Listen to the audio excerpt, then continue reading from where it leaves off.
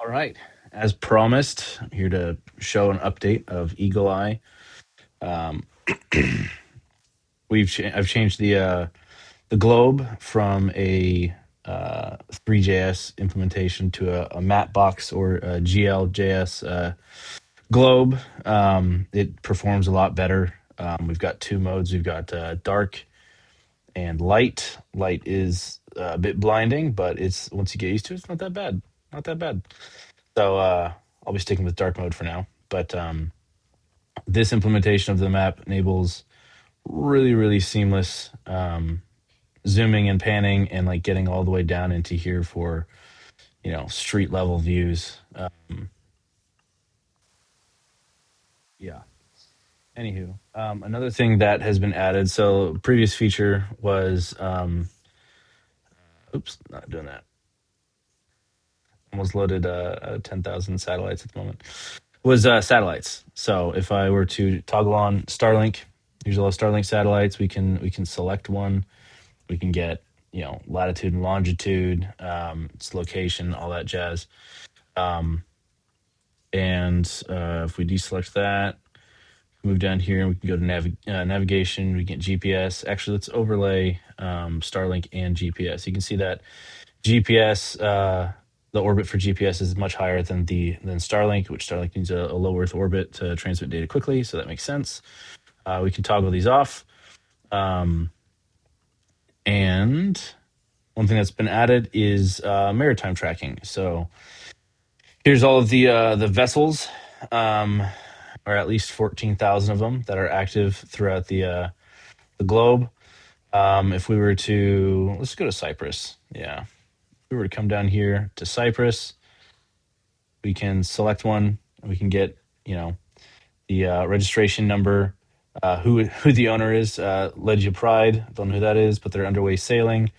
Um, so you'll be able to tell if they're using sail or engine propulsion. Like right here, it says underway using engine, um, and current latitude, longitude, and speed and heading. So really digging that. And another thing that has been added is aircraft. So we can toggle on all of the aircraft. And if we were to come down here and come down here to Los Angeles, we can select any aircraft.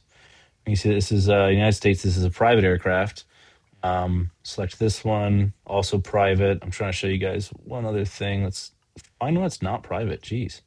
Here we go. Commercial aircraft from Jet Suite. Nobody cares about Jet Suite. Here's commercial American Airlines.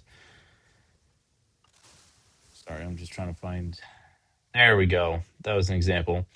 If there is an image attached to the aircraft, it will display the image. But yeah, United Express. Also, I need to clean up this feature a little bit, but you can see that there's some breadcrumb trails of the previous or of the flight path that it's been on.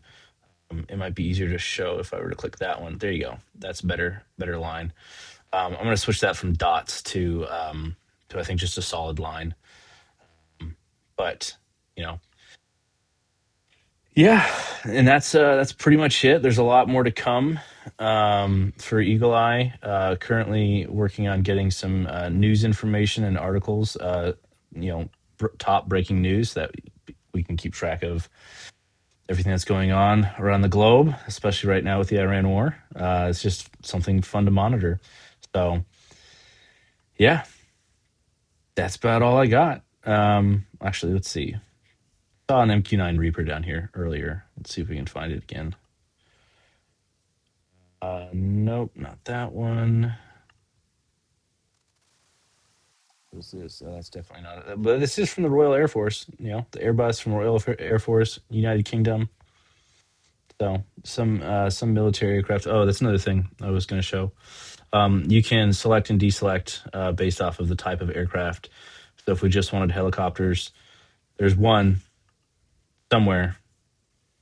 That is not a helicopter. That is a medical plane, though. So maybe that's why I got mismarked. But Now, if we find, let's turn off all the maritime so we can find these aircraft. Actually, there was one over here. Let's see. Hungary. What do we got right here? Oh, sweet. C-17. Look at that. C-17 Globemaster. That's dope. I've been on one of those. They're awesome. But here's a good way to show the line. You know, their previous location being marked on the map as they're moving. So yeah, more to come. A lot more to come. Thanks.